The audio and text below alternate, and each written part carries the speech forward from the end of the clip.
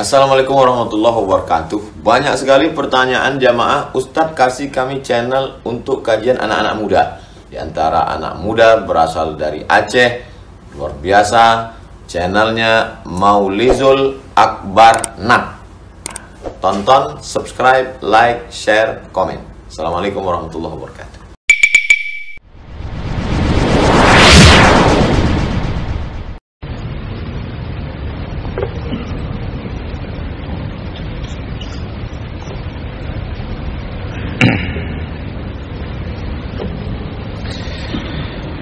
Bismillah.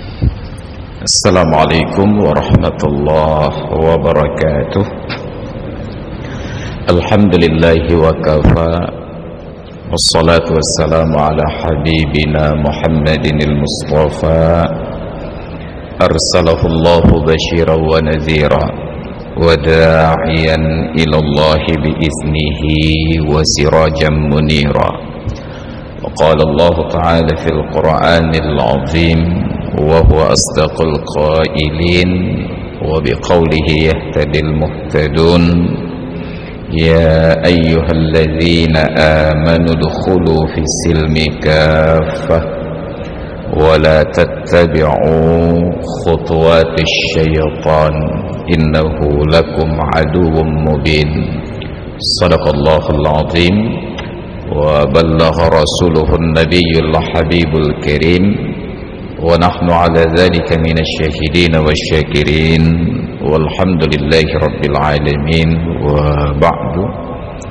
Hadirin dan hadirat jamaah salat duhur yang dimuliakan Allah, ketika Allah memberikan perintah kepada nabinya untuk berdakwah,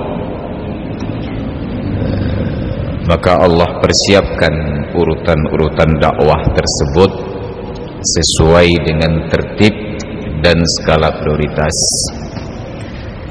Kalau kita perhatikan kembali di dalam catatan sejarah, dari semua aturan-aturan syariat di dalam Islam, maka syariat yang pertama kali turun ketika dakwah masih pada periode Mekah adalah syariat salat. Belum ada kewajiban puasa, belum ada perintah zakat, belum ada haji, belum ada larangan zina, khalwat, judi, khamar dan lain sebagainya. Hanya salat saja. Kenapa? Karena salat adalah fondasi yang paling kuat dari dasar syariat Islam. Di dalamnya terdapat syahadat, di dalamnya terdapat ubudiyah, penghambaan diri kepada Allah Subhanahu wa taala. Ketika salat sudah mantap, maka barulah yang lain akan lebih mudah. Saat Nabi sudah hijrah ke Madinah, mulai turun syariat-syariat yang lain. Salah satunya adalah larangan mengkonsumsi arak. Menariknya, urutan larangan tersebut sangat logis dan filosofis. Dimulai dari perkenalan apa itu arak. Allah jelaskan dalam Al-Quran, wa minas samarati an-nakhili wal a'nabi tattakhizuna minhu sakaran wa rizqan hasanah. Di antara buah-buahan terdapat an-nakhil wal a'nab, ada kurma dan ada anggur.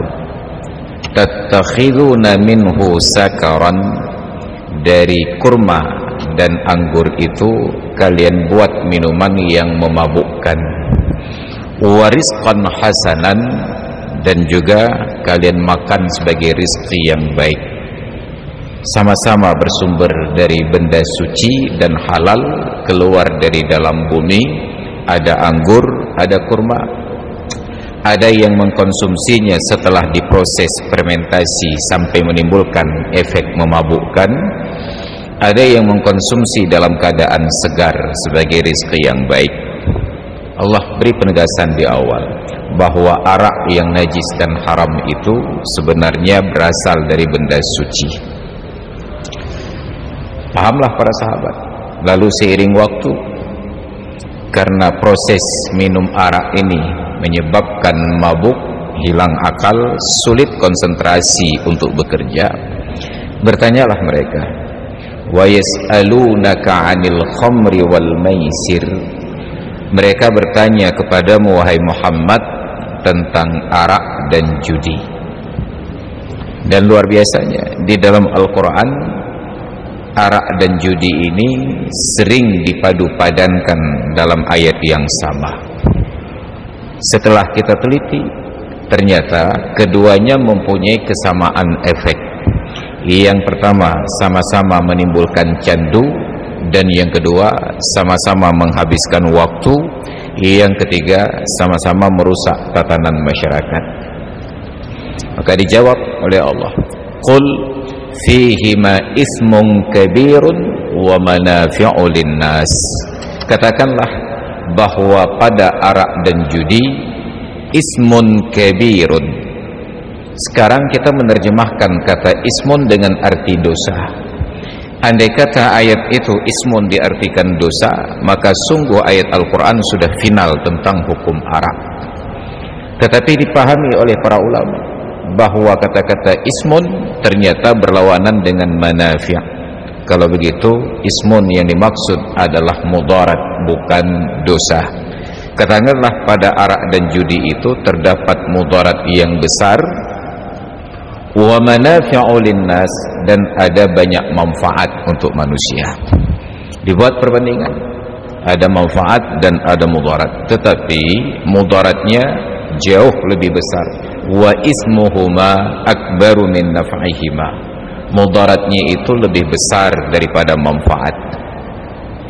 Di negeri kita, ketika dulu baru-baru keluar judi online, permainan game, high domino dan lain sebagainya, berbagai elemen masyarakat menuntut kepada pemerintah agar situs-situs judi online itu ditutup. Tapi inilah negeri kita, kerusakan bila belum terlalu besar belum diperbaiki. Maka kalau jalan di depan kampus itu rusak, berlubang sedikit, tidak diperbaiki dulu, karena untuk perbaikannya sangat kecil biaya. Jadi baru diperbaiki ketika jalan sudah putus, dan untuk pengerjaannya perlu ditender. Hampir semua bidang tidak tergerak untuk memperbaiki ketika kerusakan masih kecil. Maka pemerintah cuek, hanya di tingkat bawah, grebek orang main judi, ditangkap orang jualan chip, tapi situsnya tetap terbuka karena Kementerian Informasi tidak merasa tertarik untuk menutup situs selama masih ada setoran-setoran. Prinsipnya di negeri ini, selama kalian sanggup bayar pajak, silahkan kalian berbuat rusak. Jangan lupa bayar pajak. Mau berbuat rusak, silahkan. Barulah setelah kerusakan itu dikalkulasi, ternyata uang permainan judi online itu meraup kekayaan negara, perputaran uang lebih dari puluhan triliun. Baru pemerintahnya terkejut, mulailah memblokir situs-situs judi online ketika masyarakat sudah sangat-sangat kecanduan. Ini negeri yang paling tertib di dunia. Cara berpikir dan logika yang dibangun itu sangat luar biasa. Ketika sudah sulit diperbaiki, baru mulai untuk bekerja. Nauzubillah. Lalu turun ayat yang ketiga, ya ayyuhalladzina amanu la taqrabus salata wa antum sukara hatta ta'lamu ma taqulun. Wahai orang-orang yang beriman, jangan kalian mendekati salat ketika kalian sedang dalam keadaan mabuk, sampai kalian sadar apa yang kalian ucap. Allah tidak melarang minum arak, hanya jangan salat kalau sedang mabuk. Minum arak silahkan. Mulailah para sahabat berpikir, kapan minum arak yang bagus agar saat salat tiba waktunya kita sudah hilang dari pengaruh mabuk. Gak mungkin setelah salat subuh, karena kita harus bekerja. Gak mungkin setelah salat zuhur, karena waktu asar segera tiba. Gak mungkin setelah asar, karena waktu maghribnya dekat. dan gak mungkin setelah sholat maghrib karena hanya selang 1 jam masuk waktu isya. Tinggallah proses minum arak dilakukan setelah selesai sholat isya, karena durasi waktu sampai masuk waktu subuh sangat panjang, hampir 10 jam, 8 jam lebih kurang. Terkonsentrasilah aktivitas mabuknya pada waktu malam, tidak terlalu mengganggu. Azan subuh berkumandang, mereka sudah dalam keadaan waras. Baru pada ayat yang keempat, Al-Maidah 90 dan 91, Allah buat penegasan, ya ayyuhalladzina amanu innamal khamru wal maisiru wal ansabu wal azlamu rijsun min amali syaitani fajtanibuhu la'allakum tuflihun. Wahai orang-orang yang beriman, sesungguhnya arak, judi, berhala, dan mengundi nasib dengan anak panah adalah najis yang paling kotor dari perbuatan setan, maka jauhilah, mudah-mudahan kalian beruntung. Itu baru larangan minum arak. Allah sebutkan hikmah pada ayat ke-91, innama yuridu syaitanu ayyuqi'a bainakumul adawata wal baghdha'a fil khamri wal maisir wa yasaddakum an zikrillahi wa anis salati fahal antum muntahun. Setan, Allah tidak sebutkan jin, Allah tidak sebutkan iblis, Allah menyebutkan setan. Dan setan itu adalah tabiat buruk yang melekat pada setiap makhluk. Boleh jadi makhluknya jin dan boleh jadi makhluknya manusia. Allah tegaskan di ayat yang lain, walikulli nabiyyin ja'alna lahum aduwan syayatinal insi wal jinni. Untuk setiap nabi kami jadikan bagi mereka adanya musuh-musuh. Siapa musuh mereka? Syaitan. Syaitan bagaimana? Syaitan dari kalangan jin dan syaitan dari kalangan manusia. Yuhuna ba'duhum ila ba'din zukhrufal qawli ghurura. Dan jin dengan manusia yang sama-sama setan ini saling memberikan inspirasi, zukhrufal qawli ghurura, dengan kalimat-kalimat yang tersusun indah dengan tujuan untuk menipu. Maka kita perindah sebutan-sebutan kemaksiatan agar terasa sedap dalam pandangan. Tidak ada lagi yang menyebutkan prostitusi itu dengan kata-kata lonte, dengan kata-kata pelacur. Diperhalus, pelakunya disebut sebagai PSK, pekerja seks komersil. Bayangkan, mereka dianggap diterima secara resmi sebagai pekerja, yang lain tidak dianggap pekerja. Maka guru disebut guru, dosen disebut dosen, profesional disebut profesional. Hanya mereka yang disebut pekerja seks komersil. Enggak ada yang namanya pekerja mengajar mahasiswa, pekerja untuk mendidik generasi. Hanya mereka yang diakui sebagai pekerja. Maka mulailah mereka diterima di organisasi buruh sama seperti pegawai-pegawai yang lain. Nauzubillah, sangat sopan. Enggak boleh menyebutkan mereka pelacur, tersinggung mereka dan itu mengganggu UU ITE. Mereka harus disebutkan dengan kata yang terhormat. Siapa mereka? Pekerja. Apa pekerjaannya? Seks. Seksnya bagaimana? Komersil. Oh, alhamdulillah, halal rezekinya. Ini negeri kita, bangsa yang sangat sopan untuk kebiadaban. Tapi untuk hal-hal yang terkait dengan ketaatan, kita perkasar bahasanya. Orang-orang yang taat beribadah, yang penampilannya seperti orang-orang yang taat, kita sebut sebagai ekstremis. Nauzubillah summa nauzubillah. Allah katakan bahwa setan tersebut bertujuan melalui arak dan judi. Boleh jadi setan jin, boleh jadi setan manusia, untuk menimbulkan persengketaan dan permusuhan di antara kalian. Innama yuridu syaitanu ayyuqi'a bainakumul adawata wal baghdha. Muncul sengketa dan muncul kedengkian. Melalui apa? Fil khamri wal maisir, melalui judi, melalui arak dan melalui judi. Fahal antum muntahun wa yasuddakum an dzikrillahi wa anis shalah, dan menghalang-halangi kalian dari berzikir kepada Allah dan dari menunaikan salat. Coba perhatikan orang yang duduk main game online itu, berjam-jam mereka tidak sadar waktu produktifnya habis. Tapi bayangkan orang yang duduk i'tikaf di dalam masjid, rasanya 15 menit saja sudah terasa sangat lama. Tapi ketika bermain game online ini, bahkan istirahat malam yang sangat penting dibutuhkan oleh tubuh manusia terasa sangat mengganggu. Istirahatnya terasa mengganggu. Mereka ingin terus melanjutkan permainan, rasa penasaran.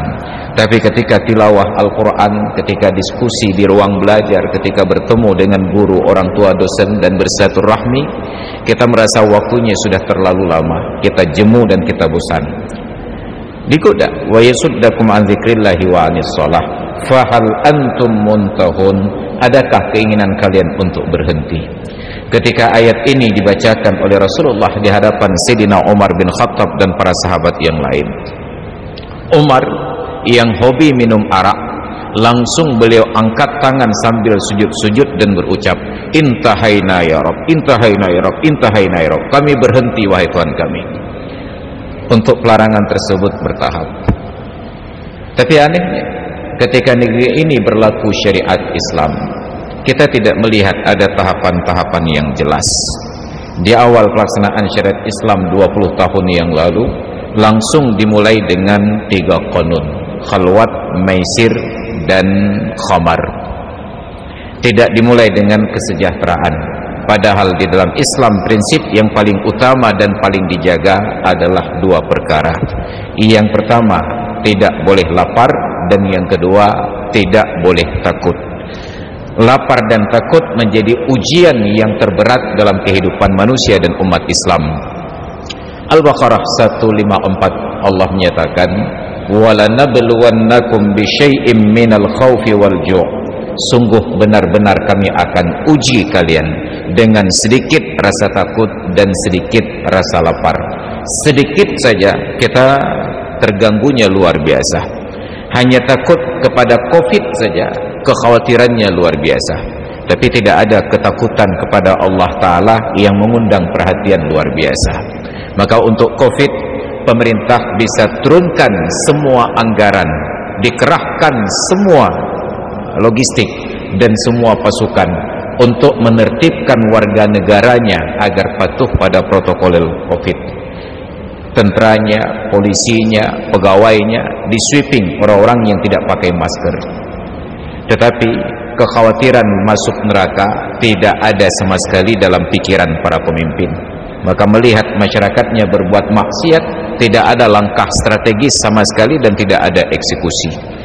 Ketika kita sangat khawatir melihat negeri ini seperti layang putus tali, mengalir autopilot saja. Walaupun autopilot pada pesawat ada teknologinya, tapi autopilot pada layang-layang tidak ada teknologinya.